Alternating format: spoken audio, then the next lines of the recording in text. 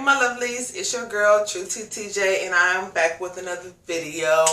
If you're new to my channel, hey girl, hey, thank you so much for joining and tuning into this video. If you've already been here for a while, hey, thanks for coming back again. Go ahead and like, share, comment, thumbs this video up. Subscribe to my channel, show your girl some love. I really do appreciate it. Or whatever like that and all that and a bag of chips, period. But yeah. So, a little backstory. I filmed this video actually. If you haven't read by the title, you already know this is True Crime and Why. I filmed this video actually, but then I kind of lost space on my memory thing, battery, whatever you call it. My little memory card, I lost space and I didn't realize it. And the way my camera's set up, it just keeps recording. So it makes me feel like it's hearing me, but it really wasn't. It was just pretending like it was there for me, but it wasn't there for me at all. So I was kind of like misled. Period. So I'm basically doing this video all over again, which is totally fine or whatever like that. I feel like it's totally fine. But yeah, so this is another True Crime and Wine video. I'm not drinking wine today because your girl had a little accident. So I'm gonna just chill out on the wine. But if you guys want to drink some wine, this is your time to go get you some wine, because I want you guys to sit down and hit this tea and to unwind with me. So on my next video, best believe I'm gonna have some wine. But for today, I'm not gonna have no wine for today or whatever like that. So yeah, so let's go ahead and get into this story time. Okay, so full disclaimer. Before I start the story time, I will let you guys know it does have something to do with killing, a plot to killing.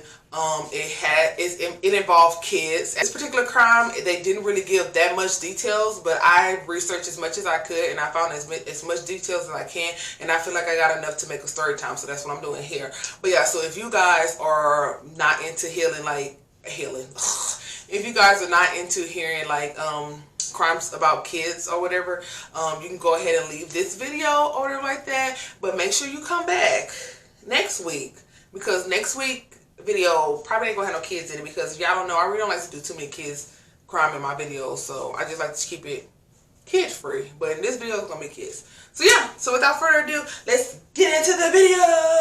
Okay, so I went ahead and did my eyeshadow offline and also my eyebrows, because you guys know that I am not really good at makeup, so certain things I just can't do on camera right now. But yeah, we're just gonna go ahead and get into this story. Okay, so this true crime today is about Amanda Hamm and her boyfriend Maurice Legore. Y'all know I'm horrible at pronouncing names, so I'm sorry. So yeah, but I'm just gonna give you a little information about Amanda Hamm. Okay, so they didn't specify her date of birth, so I don't know her sign. I'm so sorry, but I do know she was born in 1979 or whatever like that. And depending on this crime, she kind of remind me of a Scorpio or Gemini. So Amanda Hamm, she lived in Clinton, Illinois with her mom. At the age of 4, her dad, her biological dad, ended up leaving the family. Like, he cut off all kinds of ties with her and her mom. He also gave up his parental rights to Amanda. He just decided that, you know what I'm saying, he didn't want nothing to do with Amanda or her mom, so he just totally like relinquished any kind of rights to her or that family. So also her mom decided to start dating again, and she came across this guy.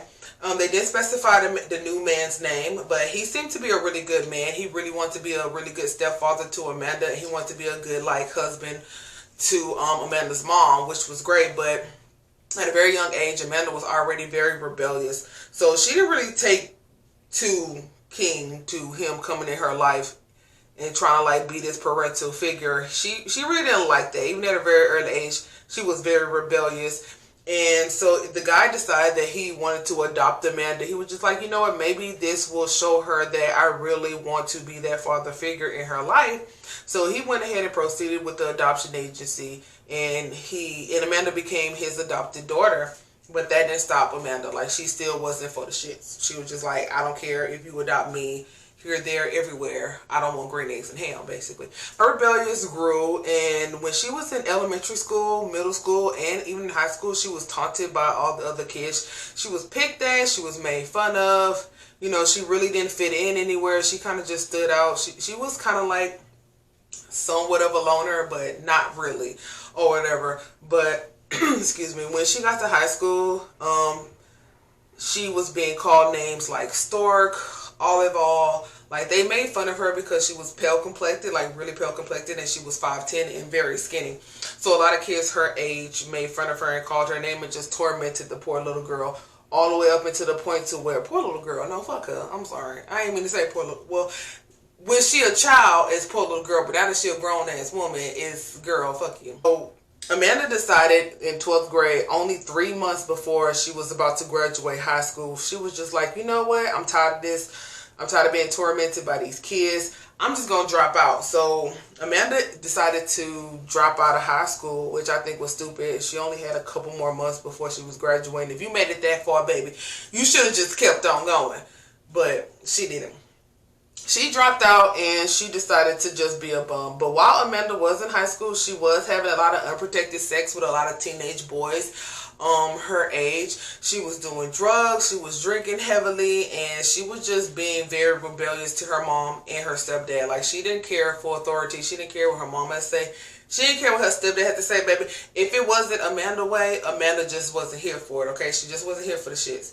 So at the age of 20, Amanda's mom finally decided that enough is enough, and she decided that she wanted to kick Amanda out, okay? So she kicked Amanda out, and Amanda basically didn't have no place to stay. She was basically homeless for a while. She started to work a job where she was waitressing, so that kind of just put like a little bit of money on her table. So after Amanda was kicked out of her house, a couple years later, she met her husband, Arnold Hamm. They really didn't specify exactly where they met, but they said that it was basically love at first sight. Like, Amanda loved him. She thought he was a really great guy. They had a whole lot of chemistry between each other, and they both hit it off very fast and fell in love. And then a year and a half after being together, they decided that it was time for them to get married or whatever and start building this family together, which Amanda was fine. Amanda always dreamed about having kids and being a wife and just being a mother. You know, she was for all of that. That was something that she really wanted to do. So I guess by him blowing all this smoke up her ass, Amanda finally got pregnant with her first son, Christopher, at the time. And she stated after her first son, the relationship between her and Arnold just turned very turmoil. Like, they argued a lot, you know. Arnold would go out, you know, a lot or whatever, and Amanda was just trying to live her best life. Now, at the time when Amanda found out that she was pregnant, she decided that she didn't want to drink anymore, that she didn't want to party anymore. Like, she just wanted to slow down and really become the mother that she wanted, that her son deserved, basically, or whatever. And she thought that Arnold was going to be the father that her son deserved, but I guess Arnold really didn't feel that way. I guess he wanted to be in his own little way, but I don't know. I wasn't there, so I'm just telling you guys what I know, okay? I really don't know if he wanted to be in a father in his own little way, but hey, either way it goes, a couple months after Christopher was born, Amanda decided to divorce Arnold and find her own place. So that's what she did. She divorced Arnold, she moved out, found her own place, and she ended up catching a job. She ended up getting a job at this mailing company out there in Clinton, Illinois. Y'all know what? I'm jumping ahead of myself, child. I need to slow down. But let me rewind it back just a little bit. So after Amanda left Arnold, she then had 2 more babies by 2 different men. She had another son named Austin, and she had a baby girl named Kylie.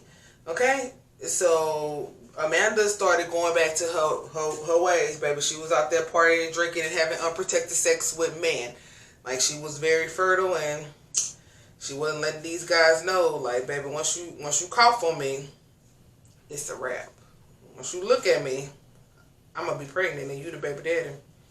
But even though Amanda had 2 more kids by 2 more different men, none of them actually stuck. Like, she in relationship after relationship, and she never became a wife again after that. Like, she was in and out of failed relationship, in and out of jobs. So after she had Kylie, her 3rd child, she decided that she wanted to just like slow down a little bit, you know, get herself together and just be a mom to her child. Like, she realized that she's a single mom and she needed to make like some life changes. So that's exactly what Amanda did. Amanda found a job at the mailroom. Now, this is what I can tell y'all about the mailroom. So Amanda found a job at the mailroom, a pretty good job. She was able to put herself on government assistance, and she was also able to put herself on housing, so her and her 3 kids would have a place to stay. So life was looking a little bit better for Amanda. Like, she turned around a lot, she started making changes, and she was actually doing good. She was actually enjoying her single life, and she just, you know, she just didn't want to do the partying and drinking anymore. So after working at the mailroom for a couple of weeks, that is when she ran into Maurice. Now, Maurice LaGore, at the time, I think he was 26 and Amanda was 26 and he was 27. One of them ages. I can't remember exactly. But when he met Amanda, he was instantly attracted to Amanda. He started the conversation with Amanda. He approached Amanda and just started talking about just like the mailroom, like, and then after that, it just grew into a full-blown conversation every time they met. He then asked Amanda out on their first date, and both him and Amanda fell head over heels in love with each other, to the point to where Amanda was just like, you should just come on and move in. Now, prior to Maurice moving in with Amanda, he was fully aware that Amanda had 3 kids and 3 different baby daddies, and Maurice always told Amanda, like, you know, I think I'll be a good father to your sons, to your daughter. I feel like Christopher is old enough. Christopher was like 6 at the time. Christopher was old enough to where he needed a father figure in his life, and Maurice just wanted to be that father figure. So he said, y'all know how it goes, baby, they keep lying. Maurice just wanted to be that father figure, and that right there made Amanda fall even harder in love with him. Like, yes, you wanna be a daddy to my kids? Like, baby, where I signed up at? Come on, you can live with me. You can live with me. So, like I said, after 2 weeks of dating, Maurice ended up moving in with Amanda and her 3 kids, and he said that it was nothing like he thought it would be. I guess Maurice thought it was gonna be like all peaches and cream, like maybe that since Amanda have 3 baby daddies, like the kids not gonna always be around. But once he started realizing that them kids never leave, he was just like, check. He was just like, you could just give me the check because I don't think I want to eat here anymore.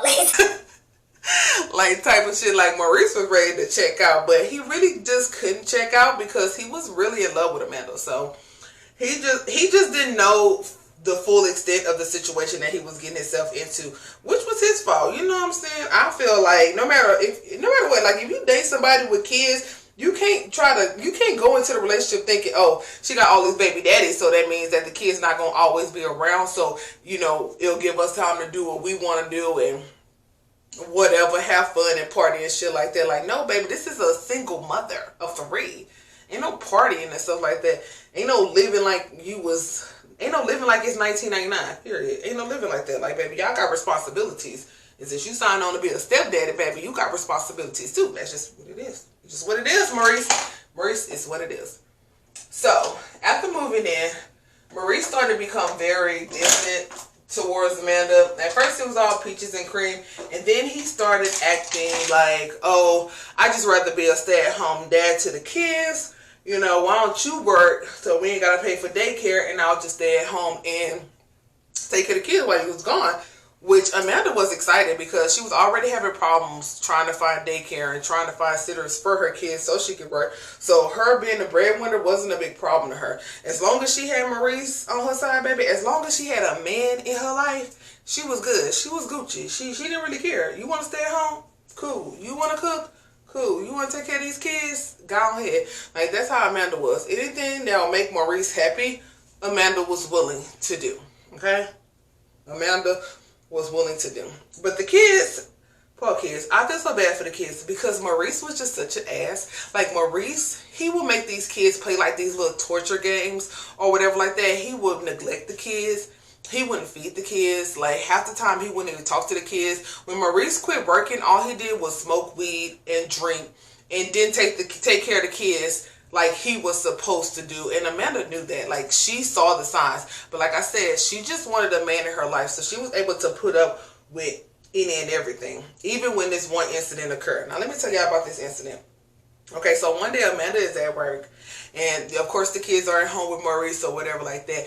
The kids was making too much noise to the point to where Maurice wanted to play another one of his little torture games. So he made these poor little kids stick their heads in the oven. Well, the two boys, which Austin was 3 at the time and Christopher was 6. He made these little boys stick their head in the oven while he pretended to turn on the oven to like scare them. And this was just one of many of the tortures that Maurice conflicted upon these kids. So Christopher, the oldest one, a 6-year-old, he told his dad, and his dad had such a big problem with it that he went and he told Amanda. Now Amanda played it off as if, oh, you know, he was just playing. He didn't mean anything by it. I think the kids is just blowing out of proportion. They trying to make it seem bigger than what it was or whatever like that. But the daddies wasn't really with the shit. They really did not care for Maurice. They already thought he was a bum because he wasn't working. And so the dad started trying to take custody of the kids. But I thought it was so weird. Like, how did Christopher was able to tell his dad? Because Amanda was the type of woman to where if you didn't want to be with her, you couldn't be with these kids. Like, she did not let the kids see their daddy. They probably called their daddy because she probably needed that child support. So that's probably the only thing that they ever had. Any kind of relationship they had with their kids was through a phone. But so far as coming to pick the kids up, no. Amanda will make such a big fuss about that. She didn't like that at all. She just felt like if you don't want to be with me, you don't want to be with my kids, but your money can be with us. That's pretty much how she was doing it or whatever. And instead of confronting Maurice, like I said, she just played it off. She just made it seem like little baby Christopher was just blowing it out of proportion and he not know what he's doing or he not know the error of his ways. You know what I'm saying? Just acting stupid because she was stupid. Okay, so after all this happened, Maurice decided to confront Amanda and tell Amanda that, you know, he wants to be with her, he loves her, he wants to spend his life with her, but there's only one thing that's standing in their way. And Amanda, she just like, what could be standing in our way, my love? Like, tell me anything. I'll do anything for you. Like, what is it that's standing in our way? And Maurice was like, them kids gotta go. They gotta go. And at first, Amanda was a little bit hesitant. Like, she thought he was playing. She thought that this wasn't true. Like, maybe he don't know what he's saying, basically. But he's a grown-ass man, Amanda. He know exactly what he's saying. He don't want to take care of them kids. So after a little bit of time, 2 seconds, Amanda decided, you know what? Fine. I'll call my mom, see if my mom want to take over, see if she can watch the kids for me for a little while or whatever like that. And, you know, it could just be you and I. Now, Maurice had this plan to get rid of the kids and for him and Amanda to move back to his hometown. I can't not remember his hometown, but I don't care who his hometown was. Okay? So he had this plan to move back to his hometown. So after Amanda got on the phone with her mom, trying to get her mom to agree to take the kids, Amanda's mom only agreed to take Christopher because Christopher was the oldest. Amanda's mom felt like the other 2 young kids needed to be with their mom, so no to that.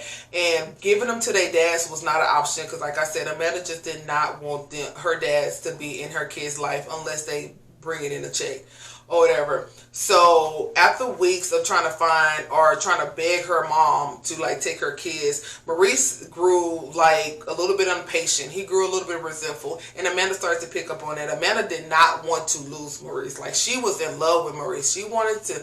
She just didn't want to lose Maurice. Okay, so she just wanted to make him happy, but she tried, but it just wasn't work out. Okay, so one day Maurice came up with this bright idea to treat the kids, take them out on dinner and like a play day at Clinton Lake. So after they went out to dinner, they went to the lake and let the kids play in the lake, swim in the lake, or whatever like that, and they just had a good old time for a little while. When Maurice came up with the bright idea to like drown the kids or whatever like that, and Amanda was all for it. You know, like I said, she would do anything and everything for Maurice. So Amanda was all for it. So they started to put the kids in the car. It was still early in the day. They decided to put the kids in the car, and instead of putting the car in reverse, they put it in drive and drove it into the lake. Now, the pictures, how the car was set up, it was like, you know, the land right here, and then it's like a little deck that goes into the water like that or whatever. So Maurice parked the car onto that deck, as close to the water as he possibly can. He did that at when they got there. So I don't know if Amanda knew what his plan was, but she later found out and she was not against it or whatever. So instead of putting the car in reverse, bagging out of the deck, he put the car in drive and he let the car roll into the water. Now the 6-year-old Christopher, he started to get a little bit scared when he noticed that the car rolled into the water. But like I said, they had both of the kids in. So Christopher could not get out his seatbelt or whatever. So as the car rolled into the lake, Amanda, dumbass, and Maurice, stupid ass, got out the car and watched as the kids sank to the bottom of this lake. Like, they just, Amanda, like, what the fuck is wrong with you, bro? Like, these are your kids. You popped these out of you carry these in your belly for 9 months, and you sit here and let this man, you sit here and agree. Baby, I don't even know the words. Let me just finish with the story. So as the kids was sinking to the bottom of the lake, you can hear and see little Christopher calling out to his mom, banging on the window. Austin was crying and little Kylie was crying too, but they was too young and they didn't really know what was going on. Okay. So Amanda and Maurice sat there and watched as the car sank into the lake. And right when the car got deep into the water, like fully into the water, that's when they decided to call 911 and say that the car malfunctioned and it rolled into the lake and the kids are trapped in there. Send help quick. Now, the story says that the police got there within like 4 minutes or so. I don't know if that's completely true, but hey, that's what we're going to go with it. So police got there within 4 minutes or so, and right when the police got there, 2 of the police officers jumped out the car and jumped straight into the water. Now, here's the kicker. When the police officer said that they jumped into the water, first of all, the water was only 4 feet deep. Second of all, none of the doors was locked. So if Maurice and Amanda tried to save the kids, it wouldn't have been that hard. It literally took the 2 officers less than 2 minutes to get all 3 of the kids off the car. So that right there was already a red flag for the police officers. They were just like, okay, so if you said that you tried to help your kids and get them out the car, it only took us a hop, skip, and a jump to get these kids out the car. Like, your story's not adding up. So after they got the kids out the car, of course, paramedics was there and they started to perform CPR on the kids, and then they ended up rushing the kids to the hospital. But before the kids got to the hospital, sorry to say, all 3 of the kids ended up dying from drowning in that lake. Like, none of them survived. I'm so sorry to say, none of them survived. So the officers started to question Maurice and Amanda, and both of their stories was collaborated. Maurice said that he was driving the car, that the car had malfunctioned, that he tried his hardest to put the car in reverse. The car was actually in reverse, but instead of the car reversing, it ran straight into the water. He said that he struggled with the car some time until he realized that the front of the car was too far into the water, and then they tried to save the kids, but they couldn't save the kids, so him and Amanda just decided to get out the car and run to the nearest payphone for help or whatever. And that's the story that Amanda stuck to. Now, my problem with this is, Amanda, you dumb. I do not understand some people thinking. Like, how can you just let, like, what? I don't know. I'm so lost for words on this case. When I was actually researching this case, I really don't know what struck me to want to do this case, because I was just like, baby, if I was to ever see this lady, I really don't even know if I want to ask her a question. Like, you know what I'm saying? I just feel like, what if that happened to me? Like, what if my family member did that to... Ooh, I got a good story time for y'all. Ooh, okay, back to the story. So yeah, Amanda collaborated with the story. She basically stood beside him. Like, that's her man, I'm gonna stand beside him. So the police did further investigation, but they really didn't have anything to hold them on, so they just decided to let them go. Now, a couple of days after the accident, Amanda just went into like a crazy ass frenzy to where she had to check herself into a mental institute or whatever. And while she was in the mental institute, little old Maurice decided that this was his perfect opportunity to go ahead and go home, just in case shit popped off. He was just like, baby, I ain't trying to be in Illinois. So he decided to go back to his hometown and just totally left Amanda to fend for herself. Now, Amanda did not know that Maurice had dipped out on her until after she got out the mental institute. And once she found out that Maurice had left and, you know, went back to his hometown, and he basically told her that he just didn't want to be with her no more, because she actually called him, and that's when she found out where he was. And he was actually telling her, you know, like, I don't think we should be together. Basically, we should just lay low. You know what I'm saying? Amanda, baby, she started singing like a canary. You know what they say about people with broken hearts, and this baby had a broken heart, because as soon as this man was just like, I don't want to be with you no more, you go ahead, you stay out there, and you deal with this by yourself, I'm gonna stay out here, we just need some time apart, baby. She went to the police station.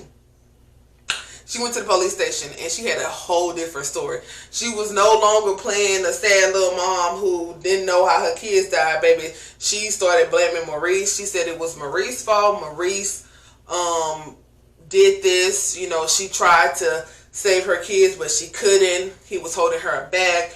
You know, that she didn't want this to happen, but she didn't know what to do. She was saying that she was basically under his spell. And the cops actually believed her. So after all this, the cops decided that they needed to go out and get Maurice and bring him back to Clinton, Illinois to hold trial. Maurice tried so hard to, no, even to this day, Maurice sticks to his story that the car rolled back, that it wasn't his fault. He don't know. The car was malfunctioning and all that stuff. Maurice not knowing that the cops actually did a further investigation on the car.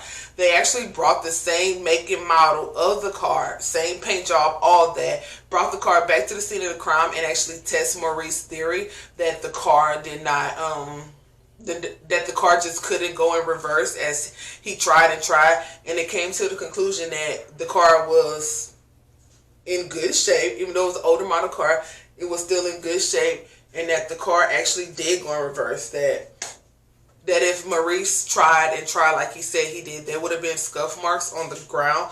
But when you go back to the scene of the crime in the video, it was literally no scuff marks. So it didn't show no signs of stress. Like, it didn't. It just showed that it looked like he just drove the car into the lake, which he did. So the police set out to arrest Maurice. They brought him back. They put him into custody. And they also put Amanda into custody as well for the murder of her kids. Since she decided to confess or whatever like that, they still had to take her to custody because she still has something to do with the murder of her kids. Okay, so let's fast forward to the trial. Okay, so Amanda was convicted of 9 counts of murder, 3 for each child. Maurice was sentenced to life without parole for first-degree murder. Since Maurice was the driver of the car, he got the harsher punishment, which I think was stupid. I feel like they both should have got the same type of punishment because she had just as big of a part to play in it than Maurice did. I'm not trying to say that Amanda was more of a victim than Maurice, or Maurice was more a victim of Amanda. I feel like they both are adults and they both was very conscious of what was going on and what was happening. And from the evidence, it looked like these kids could have been saved. If Amanda would have grew some balls and jumped into out that water and saved their kids, you know, save her kids, then it would have been a whole different story. But she let this man sit here and brainwash her into killing her own kids. So yeah, I feel like Amanda should have got a lot harsher punishment, but she didn't. After that, Amanda, of course, she put in a retrial and it got granted. And with this new trial, they gave her a lesser sentence. So instead of her having 9 counts of murder, 3 counts for children, they just gave her a guilty verdict and sentenced her 10 years in jail. But she was released after just serving 19 months. Okay, excuse me. But Maurice, that baby in jail forever. So after Amanda's release, she tried to rehabilitate her life. She started back getting a job. She started working again, but Amanda did not fall far from her old habits, which was party a lot and drinking. And she ended up having 3 more kids, which she tried to keep underneath the radar. But of course, CPS found out about her kids, and they took the kids into custody. Amanda is not allowed to have any kids with anybody. So whenever CPS or anybody catch wind of her having kids, or anybody who knows her background, you know, that they immediately contact authorities, and authorities will come out there and basically take the kids. So hopefully she ain't having no more kids. I feel like she need to stop, because you just gonna get taking them away, and that's just making it harder for the kids. It said that when Amanda first got out of jail, she did reach out to her mom to try to go and live with her mom, you know. But her mom was just like, hell no. Her mom was just like, I'm not taking her back. Like, I don't have a daughter no more, basically. Like, her mom just cut all communication, cut all ties from Amanda, which I think is good. Because if the shoe was on the other foot, if that was my child, and my child did some stuff like that, I probably would have cut her off too. Like, I'm not, no. I'm a forgiving person, but I just can't forgive that. Like, you did all this for what? For why?